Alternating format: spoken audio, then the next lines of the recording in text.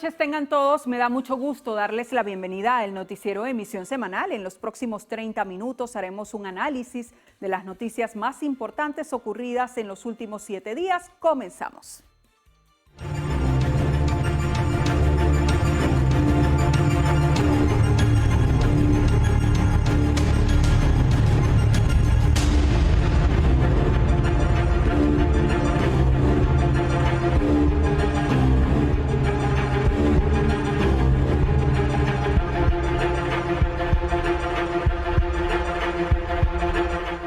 El tema económico ha estado en el foco informativo y pareciera que esto va a ser así por mucho tiempo. Y es que la reciente flexibilización de las sanciones a la banca pública por parte de la OFAC y la reanudación de vínculos entre el Fondo Monetario Internacional y el Banco Mundial con Venezuela marcan un giro importante para nuestra economía. A esto le sumamos la firma reciente de acuerdos petroleros entre representantes de PDVSA y Chevron y la promulgación de la Ley de Minas por parte del Ejecutivo.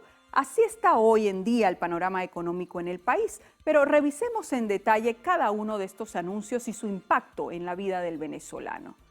Si bien el país ha logrado un alivio operativo tras la flexibilización de licencias a la banca estatal y al Banco Central de Venezuela, algunos expertos señalan que este dinamismo parece responder más a concesiones externas que podrían ser calificadas de transitorias que a una reforma estructural interna.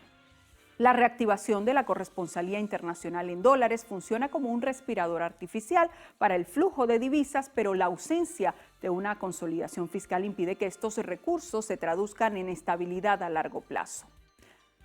De acuerdo a la nota técnica de la OFAC, los servicios financieros autorizados bajo esta normativa abarcan aspectos como la operatividad bancaria, ya lo verán en pantalla, que se refiere al mantenimiento también de operación y cierre de cuentas, pero estos serían los servicios principales: cuentas y transferencias, es decir, la apertura, mantenimiento y cierre de cuentas bancarias, así como transferencias de fondos en dólares, pagos y nóminas. Esto hace referencia al procesamiento de pagos de salarios, pensiones, jubilaciones y beneficios laborales. También remesas que tienen todo que ver con servicios relacionados con el envío y recepción.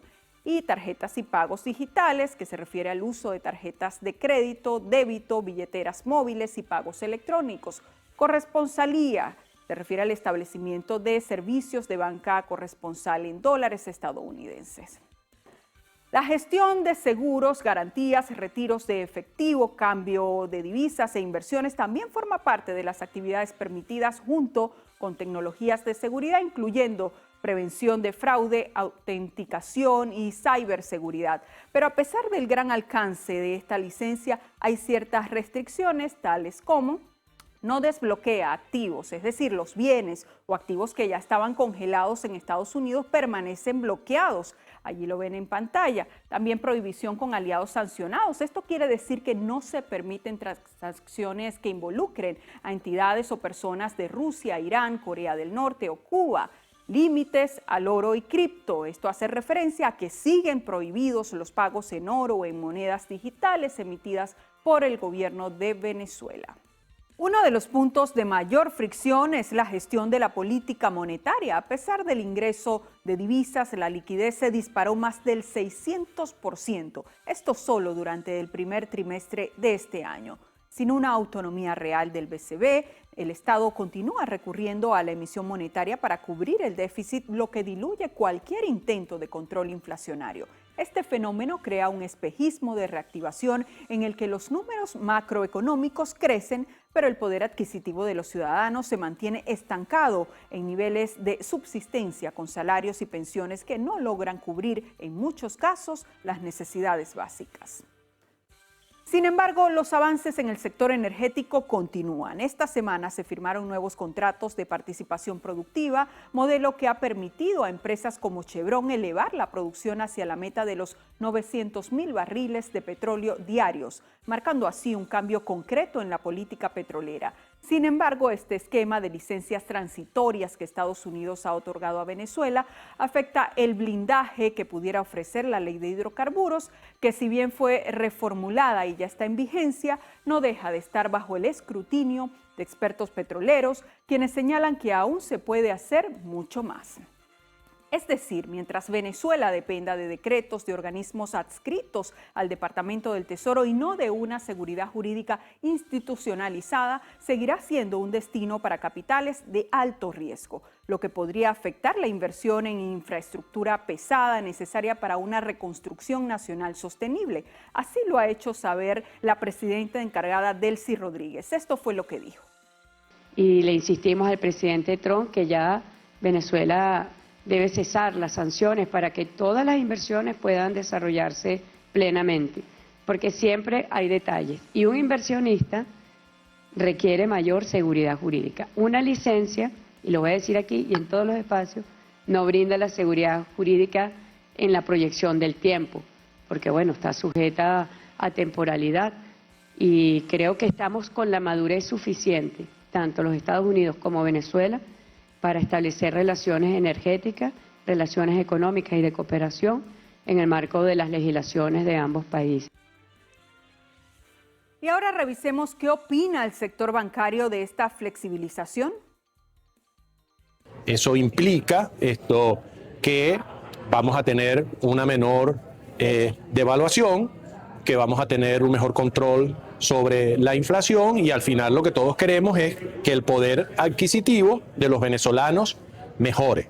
Bueno, allí teníamos la opinión del sector bancario. Ahora conversaremos con Rafael Quiroz, experto en materia petrolera. Profesor, buenas noches. Le pregunto, con la firma de estos nuevos acuerdos entre PDVSA y Chevron, ¿veremos una mayor oferta de dólares que ayude a frenar el alza de la tasa BCB en los próximos meses? Buenas noches, Gaudí.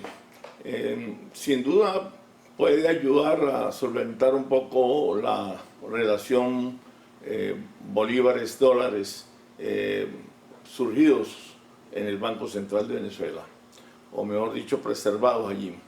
El dólar va a tender a mantenerse o estabilizarse en la medida en que la producción nacional pueda incrementarse un poco y en la medida en que haya circulante en términos de bolívares que puedan compensar la cantidad de dólares que hay en el Banco Central de Venezuela y que como instituto emisor y a través de una política monetaria bien estructurada, bien definida, pueda suplirnos a los venezolanos tanto de los bolívares como de los dólares que necesitamos diariamente para el consumo.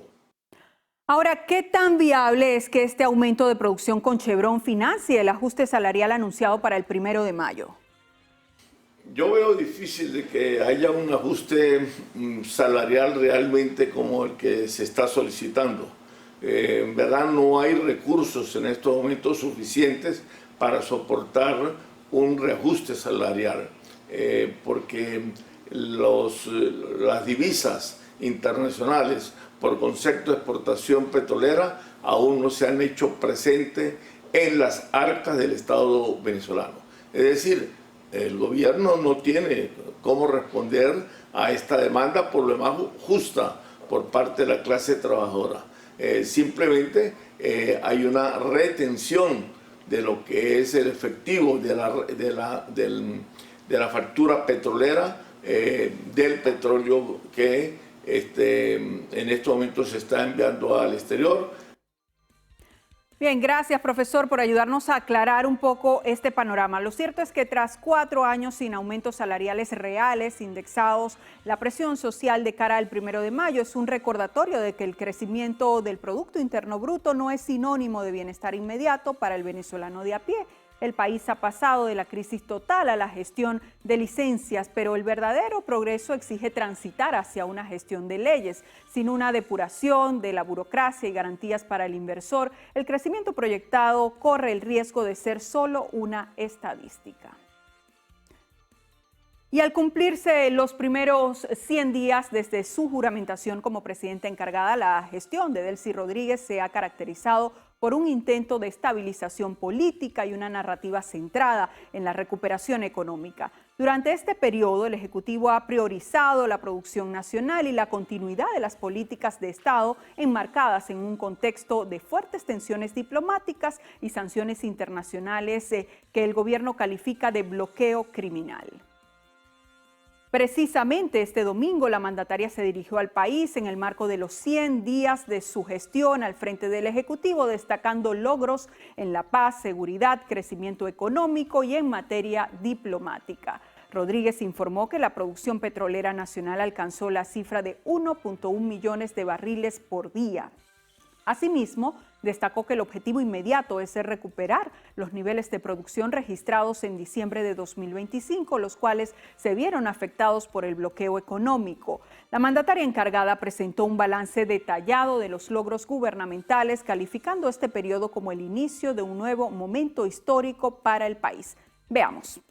Estos 100 días no son un punto de llegada, son el inicio de una nueva etapa. Una etapa para recuperar la esperanza, para alentar la confianza, para volver a encontrarnos entre venezolanos y para garantizar el futuro de nuestra juventud. Durante su alocución, la presidenta encargada también resaltó los siguientes puntos: inicio de los primeros pasos para la producción de gas, el regreso de Venezuela al escenario financiero internacional ante el Fondo Monetario Internacional, el compromiso de los equipos de trabajo para lograr mejoras en plazos razonables y con hechos verificados. Bueno, vamos a hacer nuestra primera pausa. Cuando regresemos, guerra de declaraciones, Donald Trump versus Papa León XIV. Venimos con esto y más. También fue noticia. El presidente colombiano Gustavo Petro anunció que estará en Caracas el próximo viernes 24 de abril para reunirse con la presidenta encargada Delcy Rodríguez. El Programa de las Naciones Unidas para el Desarrollo en Venezuela estima un crecimiento económico de 7,4% en comparación al año pasado. Un tribunal de Caracas condenó a 25 años de cárcel a una exalcaldesa y a una exdiputada de la Asamblea Nacional por el delito de tráfico ilícito de sustancias estupefacientes y psicotrópicas. El Papa León XIV designó a Monseñor Nicolás Gregorio Nava Rojas como nuevo obispo de la diócesis de Cabimas en el estado Zulia. Gracias por seguir con nosotros. Y la Embajada de Estados Unidos se mantiene en la palestra informativa de la última semana, luego que el Departamento de Estado anunciara que la encargada de negocios, Laura Dogu, será reemplazada como jefa de misión diplomática. El diplomático John Barrett será quien sustituya a Laura Dogu como encargado de negocios de la Embajada de Estados Unidos en nuestro país, tras desempeñar este cargo en Guatemala. En un comunicado publicado por la Embajada de Estados Unidos en Venezuela, Dogu indicó que tras salir del país volverá a su puesto anterior como asesora de política exterior en la nación norteamericana. Señaló que Barrett llegará próximamente a la sede diplomática en Caracas. Y para conocer la carrera profesional de John Barrett, tenemos un reporte que preparó nuestro compañero Daniel Álvarez Rojas. Adelante, Daniel. Ahora, ¿quién es John Barrett? Viene de ser encargado de negocios de Estados Unidos en Guatemala desde inicio de este año. Cuenta con una trayectoria de más de 20 años en la gestión de relaciones bilaterales complejas y la promoción de intereses económicos en países como Panamá, Perú y Brasil. Además, sirvió en diversas misiones diplomáticas en Afganistán, China y El Salvador. Barrett, a diferencia de otros diplomáticos, tiene trayectoria en el ámbito corporativo. Ahora él será el responsable de llevar a cabo el plan de 3 fases que ha ideado el presidente de los Estados Unidos, Donald Trump, en Venezuela. Nosotros con esta información retornamos al estudio. Gracias, Daniel. Y aunque la gestión de Barrett no ha comenzado, lo cierto es que el diplomático llegará en un periodo crucial para Venezuela. Su gestión será fundamental para el desarrollo de las nuevas relaciones y acuerdos que se están ejecutando en la industria petrolera. El impasse diplomático entre el presidente de Estados Unidos, Donald Trump, y el Papa León XIV por el enfrentamiento bélico entre Washington e Irán acaparó la atención mundial durante la semana que recién culminó. El pasado 7 de abril, el presidente de Estados Unidos lanzó una dura amenaza contra Irán al escribir en su red social Truth que, abro comillas, toda una civilización morirá esta noche para no volver jamás. No quiero que esto ocurra, pero probablemente ocurrirá, cierro comillas. Esto mientras se acercaba el plazo impuesto por Trump para que Irán abriera el estrecho de Hormuz, lo que originó una respuesta inmediata del pontífice condenando la acción y llamando a la paz, describiendo el discurso belicista como idolatría de uno mismo y del dinero. Los desacuerdos entre el sumo pontífice y Trump se han intensificado en los últimos meses debido a profundas discrepancias en política exterior con temas como las intervenciones militares en Venezuela y Medio Oriente. Sin embargo, las diferencias iniciaron el año pasado. Pese a que León XIV es el primer papa americano, su visión moderada y su enfoque en la defensa de los migrantes y el derecho internacional generaron una tensión latente desde su elección en mayo de 2025. Por ello, Donald Trump respondió al discurso del Papa con un ataque directo a través de la red social Truth, en el que calificaba al pontífice de débil ante el crimen y terrible para la política exterior. Además, afirmó que el Papa no debería estar hablando de guerra porque no tiene idea de lo que está pasando. El conflicto escaló a niveles religiosos cuando Trump compartió una imagen intervenida por inteligencia artificial en la que sustituyó la foto de Jesucristo por una suya. Y aunque luego la borró, allí tienen la imagen, el hecho fue percibido como una ofensa a los católicos del mundo y un irrespeto a la autoridad moral del Vaticano. Ante tales ataques, que sin duda tomaron un tono personal, la respuesta del sumo pontífice no se hizo esperar y manifestó que no le tiene miedo a Trump y que continuará alzando la voz contra la violencia global. Las reacciones internacionales no tardaron en llegar. La primera en pronunciarse fue la primera ministra italiana Giorgia Meloni, quien solía ser la aliada más contundente de Trump en Europa.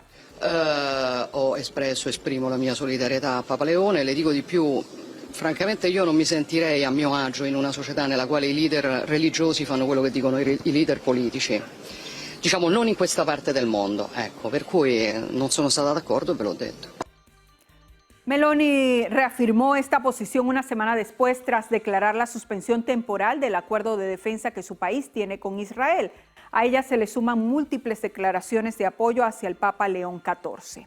Consultamos ahora con el internacionalista Mayer Urbina para conocer si esta es la primera vez que hay un roce entre un presidente y un papa. Buenas noches, Mayer, bienvenido. Buenas noches, Gaudí. Respondiendo a tu pregunta, podríamos señalar que no es la primera vez que hay un roce entre la Santa Sede y un país en específico, un estado en específico. Incluso a partir de los pactos de Letrán, 1929, los autores señalan que es esta pugna entre el poder religioso y el poder territorial. Entonces es algo que va a seguir existiendo, sobre todo en un mundo complejo donde existen diferentes intereses y a partir de allí diferentes posturas. Interesante, Mayer. Ahora le pregunto si esta tensión escala, ¿podría llevar a un aislamiento del Vaticano en Occidente o por el contrario, fortalecerá al Papa como líder? El liderazgo del Papa León y en general de la Santa Sede no vislumbramos que se reduzca, sino que por el contrario sea una voz autorizada para que en el marco de las negociaciones que son parte de la política internacional, esto se mantenga y se mantenga entendiendo que en un mundo donde hay tantas complejidades y hay tanta búsqueda de narrativa, se necesita otro tipo de liderazgo, un liderazgo conservador hasta cierto punto, o al menos conciliador sería la palabra clave, y es un punto muy interesante porque la dinámica está haciendo que haya grandes diplomacias de micrófono y la Santa Sede es una diplomacia de valores, una diplomacia justamente de la conciliación. Entonces vislumbramos que ese liderazgo se va a fortalecer. Bien, agradecemos al internacionalista Mayer Urbina por tan valiosa información. La noticia sigue en desarrollo a medida que crecen las tensiones entre Trump, la Iglesia Católica y los países defensores del Papa León XIV. Momento de hacer una nueva pausa en el noticiero Emisión Semanal. Cuando regresemos, la Vinotinto Sub-17 selló su pasaporte al Mundial de Qatar. Venimos con esto y más. También fue noticia. Un hombre mató a 8 niños, entre ellos 7 eran sus hijos, en un tiroteo masivo en Luisiana, Estados Unidos. En Trinidad y Tobago fueron detenidos 2 hombres deshaciéndose de 56 cuerpos en un cementerio. El gobierno de Irán declaró totalmente abierto el paso por el estrecho de Hormuz, la vía marítima más importante para el petróleo mundial. Cuba denunció un presunto asedio permanente por parte del gobierno de los Estados Unidos y una escalada de amenazas.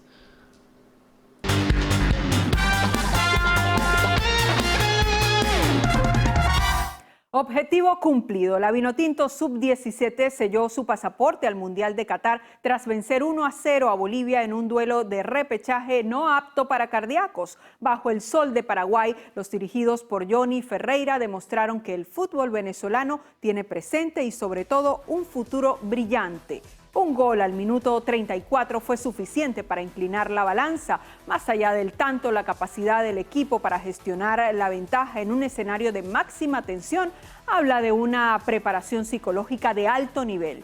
Tras un torneo de altibajos, el equipo supo reponerse para ganar el partido definitivo. No fue solo talento, fue carácter. El estratega logró consolidar un grupo, precisamente sólido, defensivamente, que supo sufrir cuando Bolivia apretó, asegurando el último cupo de la región para la cita mundialista. Y con esta hazaña, Venezuela vuelve a un mundial de la categoría y el país entero celebra este triunfo que nos llena de orgullo. La fiebre de la Copa Mundial de la FIFA 2026 empieza a sentirse con fuerza. A través de las redes sociales se ha revelado que la cantante Belinda une su talento al de los icónicos Los Ángeles Azules para interpretar uno de los temas principales de la máxima cita del fútbol. Esta colaboración promete fusionar el pop internacional con la cumbia sonidera, llevándolo a la identidad cultural de uno de los países anfitriones, México, a todos los rincones del planeta. Al ser México coanfitrión junto a Estados Unidos y Canadá, la FIFA apuesta por un sonido orgánico y tradicional como la cumbia, alejándose un poco de los ritmos puramente electrónicos de ediciones pasadas. Belinda aporta el alcance juvenil y mediático, mientras que Los Ángeles Azules garantizan la conexión con las raíces latinoamericanas que dominan las listas de reproducciones globales. El Mundial 2026 busca ser el más diverso de la historia y esta colaboración es un claro mensaje de inclusión cultural a través de la música. Hasta acá el noticiero de Emisión Semanal. Los esperamos el próximo lunes a las 10:30 de la noche. Una cita para analizar los 7 días de noticias. Que tengan una feliz noche y un descanso reparador.